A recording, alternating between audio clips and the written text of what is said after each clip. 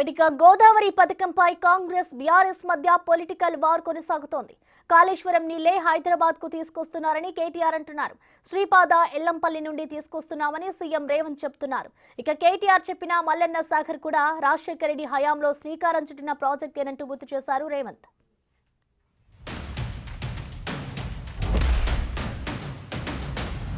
ఇన్ని రోజులు కాళేశ్వరం కూలేశ్వరం అయిపోయిందని వాగిన నోళ్లే ఇవాళ అదే కాళేశ్వరం నీళ్లు తీసుకొచ్చి హైదరాబాద్ ప్రజలకు మేము గోదావరి నీళ్ళు అందిస్తామని చెప్తున్నారు. అంటే ముఖ్యమంత్రి కానీ ఈ ప్రభుత్వం కానీ చెప్పకనే చెప్పినట్టు అయ్యింది.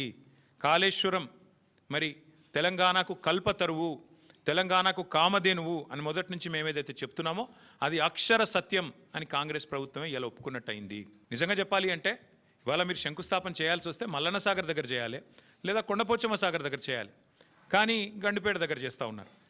గుండెకాయను వదిలిపెట్టి గండిపేట దగ్గర మీరు చేస్తున్నారంటేనే మీరు ఎంత ఇబ్బంది పడుతున్నారో ఈ విషయంలో ప్రజలకు కూడా అర్థమవుతుందని చెప్పి నేను అనుకుంటా ఉన్నా. కొందరిని కొంతకాలం మోసం చేయొచ్చు, కానీ అందరినీ ఎల్లకాలం మోసం చేయలేం. ఇప్పటికైనా రేవంత్ రెడ్డి గారు కాంగ్రెస్ పార్టీ ఈ విషయం గమనిస్తే మంచిది.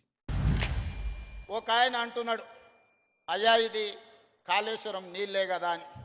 ఆయన తాటి చెట్టు లెక్క వెరిగిండు, కానీ తాటికాయ అంతా కూడా మోకాళ్ళల్లో ఆయనకు తలకాయ లేదు. కాళేశ్వరం ప్రాజెక్టు కట్టింది మేడిగడ్డ, అన్నారం, సుందిల్లా, అది కుప్పగూలిపోయింది. కాళేశ్వరం కాస్త కూలేశ్వరం అయింది. ఇవాళ గోదావరి నదీ జలాలు నగరానికి వస్తున్నాయనంటే శ్రీపాద ఎల్లంపల్లె మూలం. అక్కడి నుంచే గోదావరి జలాలను పట్టుకొని హైదరాబాదు నగరానికి మనం ఈరోజు తరలిస్తున్నాం. ఆ సంగతి మర్చిపోయి ఈరోజు మల్లన్న సాగర్ నుంచి అంటున్నాడు. మల్లన్న సాగర్ ఎప్పుడే రాజశేఖర రెడ్డి గారు 2008-09లో ప్రారంభించిన ప్రాజెక్టు కాదా? ఆనాడు మహారాష్ట్ర సరిహద్దుల్లో ఆదిలాబాదులో ప్రారంభించిన తుమ్మిడిహెట్టి ప్రాజెక్టు చేవెళ్ల వరకు తీసుకెళ్లాలని ప్రాణహిత చేవెళ్లని ఆనాడు డాక్టర్ వైఎస్ రాజశేఖర రెడ్డి గారు ప్రారంభించారు. ఇవాళ రంగారెడ్డి జిల్లాకు అన్యాయం జరిగిందంటే ఈనాడు టీఆర్ఎస్ చేసిన అన్యాయం కాదా?